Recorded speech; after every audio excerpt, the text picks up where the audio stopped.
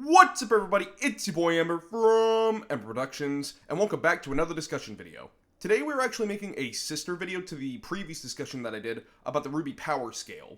In the last discussion, I mainly focused on humanoid characters, which was a mistake on my part because you can also power scale Grimm, which is going to be the focus of this video. The reason for this guide is the same as the last power scaling guide, mainly so people can know what numbers I get, how I power scale for my what ifs, how powerful they know certain characters are, and so they can power scale their own OC characters. Only this time, we're focusing on Grimm creations. With that all being said, let's get into it. Let's spark some discussion. Just like the previous video, the Grimm can be scaled just like humans with numbers, but a much easier baseline for them is to categorize them. Mainly because a lot of the Grimm show the same traits within those categories. Up to this point, I have made 5 categories for Grimm, and I do have specific names for them, which I will introduce, but I will also be using a sort of danger scale for them that was introduced to me by my friends Oni and Naka. It's basically an X rating system. The more X's one category has, the more dangerous the Grimm are. So say the weakest category will have 1 X, while the strongest category will have 5 X's. With that being said, the first category is the Fragile Frames category, with a singular X rating.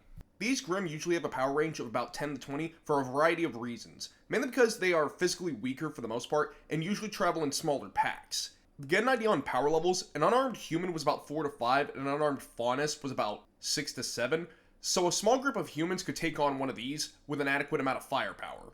The reason these are still dangerous is because more often than not they have psychological effects. Some examples of these type of Grimm are the Apathy from Volume 6, the Seer Grimm that Salem uses for communication, and the Nightmares in Ice Queendom. In short, physically weak, but psychologically strong.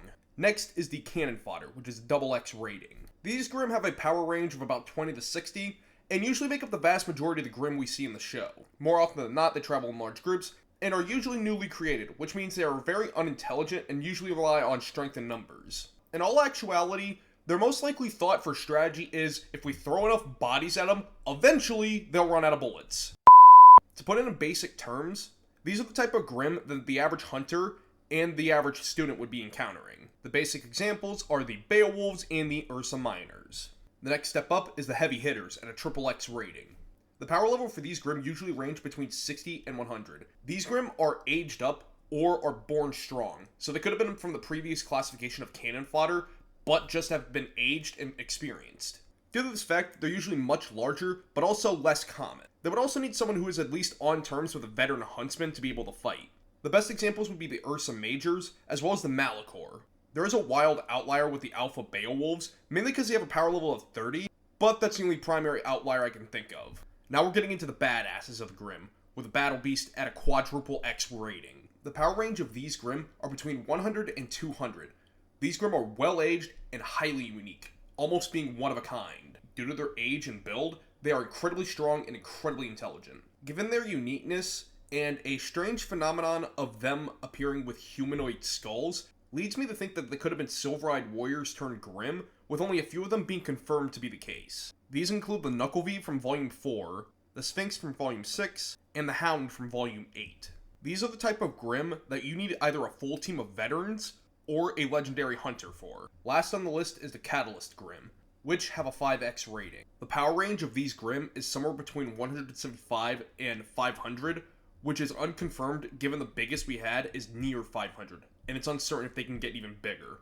They are massive in size and incredibly destructive, and given this, they are near non-existent, mostly created by Salem herself. The Grimm we've seen of this classification are the Wyvern, the Leviathan, and Monstro. These are the type of Grimm, if you don't throw everything you have, including the kitchen sink at them, they could destroy a kingdom in a matter of hours to a matter of days. Now that we've covered all 5 of those categories, we've gotten through the basic scaling for the Grimm.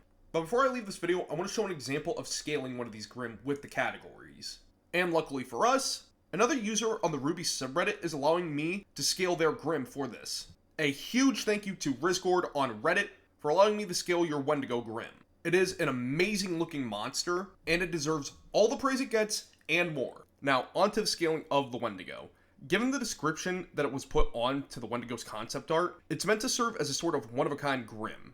Along with this, it's highly intelligent, especially for Grimm standards, being able to plan ahead and set traps for victims. Another more terrifying ability, it's able to mimic speech and other noises like animal calls to lure out victims.